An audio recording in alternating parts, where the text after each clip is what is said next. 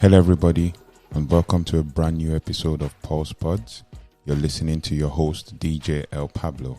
Are you trying to find true meaning to life and living? Then you are at the right place. Welcome to Pulse Pods. Listen and gain something new today. Thank you.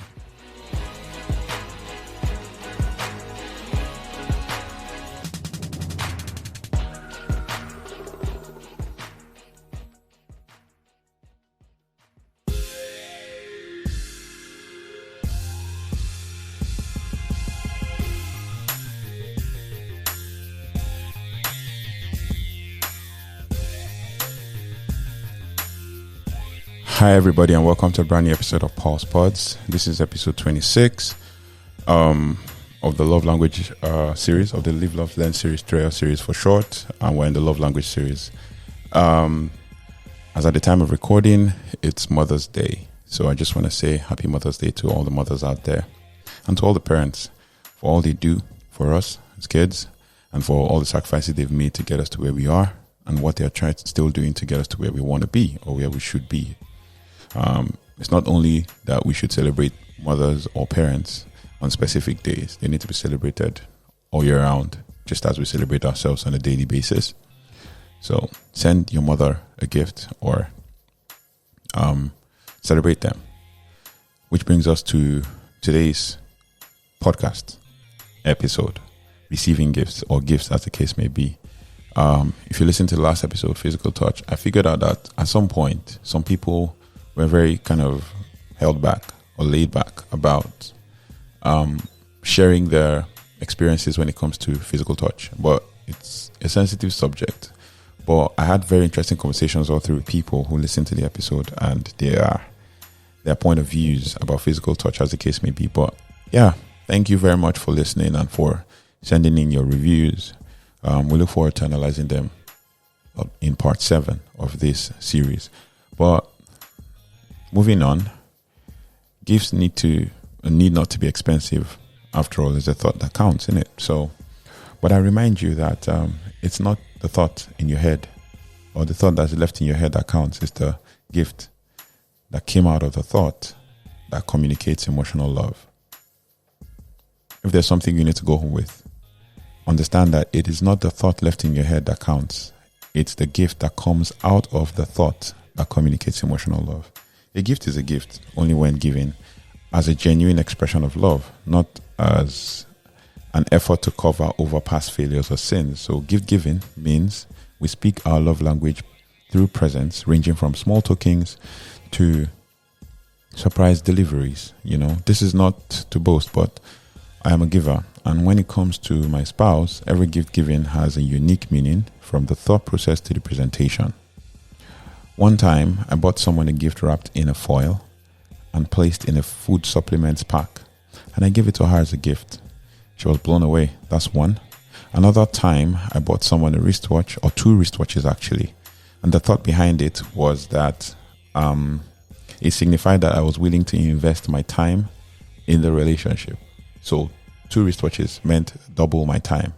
So this could be weird for some people, but to the receiver, with proper communication, understanding, and spotting the need, it could mean more. It could mean more than anything to them. You know, of all the love languages, this is the act of giving gifts is arguably the most misconstrued. Some people, see it as greedy, or as if the recipient is fixated on things versus love itself. But that's not the case.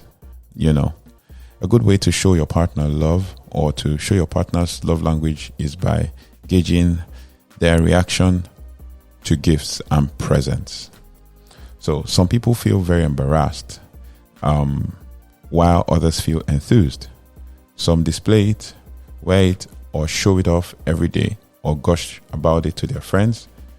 But then they most probably loved the gift or the gesture.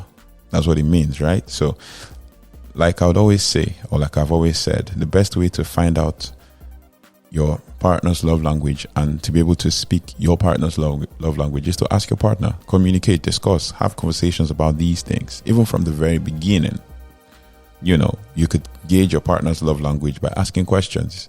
There's no harm in doing that. I know you want to surprise them, but there's no harm in asking questions as well, because they say he who asks questions never gets lost, right? So some people, like we would always say, you can satisfy your partner's love language by asking questions. Ask them how you can satisfy your partner's gift giving. So I'll ask this question now: how can you satisfy your partner's gift giving?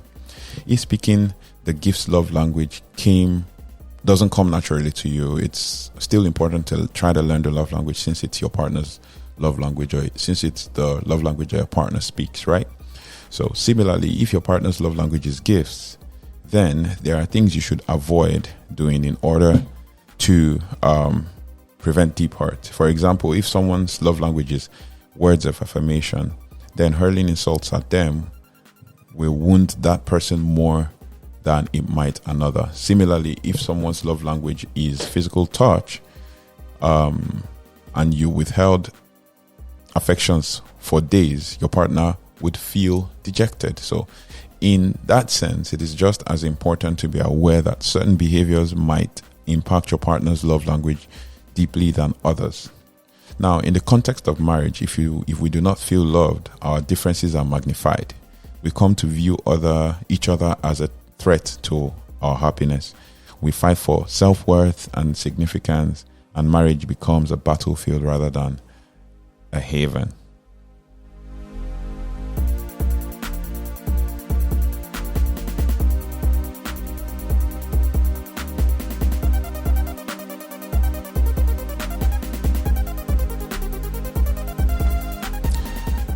So, signs that your love language is gifts. So let me try to help. Signs that your love language is gifts. First, words are nice, but a physical representation of love would hold more meaning when you have something to hold. So, a gift, right? So for some people, physical representation of love would be when they have something to hold for it or to show for it. Some people want to show off their wristwatches or their necklaces or anything that's given to them, like a phone or stuff. It might hold more meaning to them, or like a framed picture of your spouse. Now, I remember one time, my spouse was to give me one gift, and then I think she gave me a framed picture of herself, and I held on to it. I cherished it. Now, the process of giving each other sweet romantic presents is one of your favorite little things about being in a relationship. This means that your love language is gifts. Another one, you treasure anything your partner gives you, whether it's the most expensive thing in the wish list or a single flower that they plucked off the side of the road. Another one, it means a lot to you when someone puts in a lot of time or effort into a gift for you. That's a sign that your love language is gifts. You love surprises and they make you feel cherished. That's another sign that your love language is gifts. You feel really loved when someone brings you back a souvenir from a trip when they went without you. That's another sign that your love language is gifts. You're the type of person who really cares about birthdays, anniversaries, and other gift-giving holidays, and you'd honestly be a little hurt if your partner doesn't go out of their way to give you something really special. That's a sign that your love language is gifts. Now, for special occasions, thoughtful presents are really important to you, right? You want gifts that have a lot of meaning, personalization, and feeling behind them. That's a sign. Another one, you can tell the difference between the last minute generic gifts and one that your partner really put thought into, and the difference matters to you a lot. That's another sign, right? So you also have, this is another one, you also love a just because gift. That is when someone brings you a small present for no real reason other than that they were just thinking about you. That's a sign. Little gestures of care and generosity, like when they grab coffee on the way to meet you and bring you one without even asking. It feels so sweet and meaningful to you. That's a sign. Now, when your date pays for you, whether it's for a movie ticket or a dinner bill, or the car ride home, you take it as a sign that they must really like you. That's a sign that your love language is gifts. You don't expect your partner to pay for everything, but when they do it, it just makes you feel closer to them, like they are saying, "You're my person and I got you." That's a sign. In fact, when your partner doesn't pay for you, it sometimes makes you feel like you are unimportant to them. That's another sign. Now, when your partner gives you one of their most used pieces of clothing, you live in it, not only because it smells like them, but because it is something of theirs that they clearly loved and chose to give it to you anyway. That's a sign.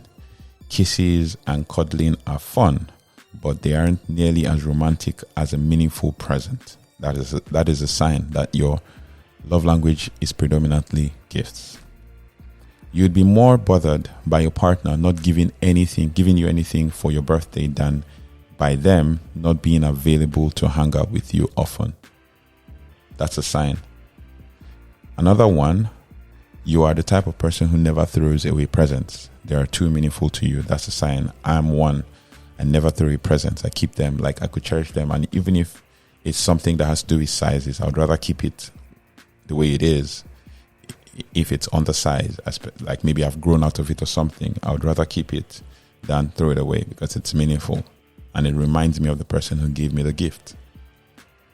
So there are so many misconceptions about the love language, such as people thinking that gifts are too expensive, or stuff like my partner is too materialistic, or people with this love language could never date someone who is broke. But if this is your love language, talk to your partner about it and what types of gifts are meaningful to you. Nobody can read minds, so don't try to expect them to figure it out themselves or just magically know it. For more information about stuff like this, check out mindbodygreen.com for more on this. Now, despite the misconceptions, having the gift-giving love language isn't materialistic or shallow. Having a gift-giving love language isn't materialistic or shallow. In fact, people who see gifts as one of the main ways to convey affection may even tend to be more sentimental, attached to the nostalgia, and attentive to how much their partner thinks about them. Generosity is important in a healthy relationship, and it has less to do with monetary value than wanting to give someone you love or care about thoughtfulness and joy. Now, special point to note, though the majority of us have one or two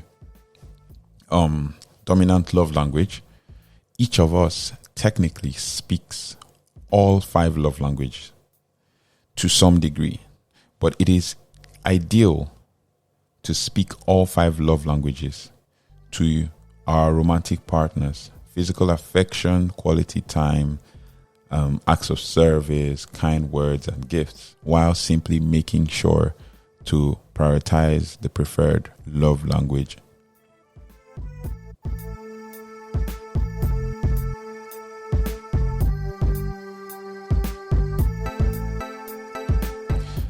On a final note, how to communicate your spouse's love language. This is a summary. Thoughtfulness, making your partner a priority and speaking purposefully. That's one way to communicate your partner's love languages. Your partner's love language. Thoughtfulness, making your partner a priority and speaking purposefully. Now, an action to take in this is give thoughtful gifts and gestures. Small things matter in a big way, right? Express gratitude when receiving gifts or when receiving a gift from your partner. That's an action to take in expressing or returning the favor when it comes to gift giving or receiving. Things to avoid: forgetting special occasions or being unenthusiastic about giving gifts or receiving gifts. Now, I'm going to leave you with this. Ensure that you work hard to be the right person for the right person. And this would mean that the right person will surely come.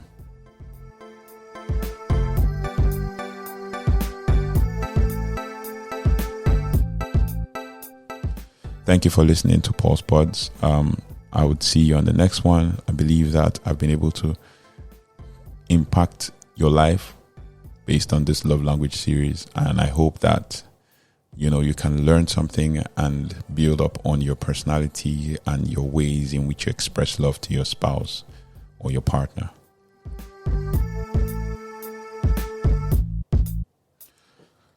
God bless your heart. See you on the next one.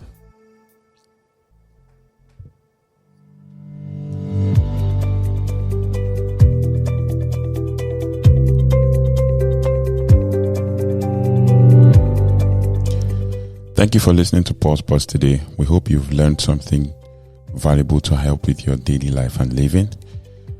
Pulse Pods is on social media, and you can literally find Pulse Pods on every social media platform where it is. Just simply search at Pulse Pods on Instagram, Facebook, and Twitter. And you could also send an email to pulsepods@gmail.com for any advert, questions, suggestions, or sponsorship. And also subscribe to Pulse Pods on all of the platforms where you find your podcasts, ranging from Spotify to Google Podcasts to Anchor, and anywhere you find your podcast, Castbox, Beta Radio, Breaker Radio, any platform whatsoever, Apple Podcasts. And just subscribe and listen, and God bless your heart.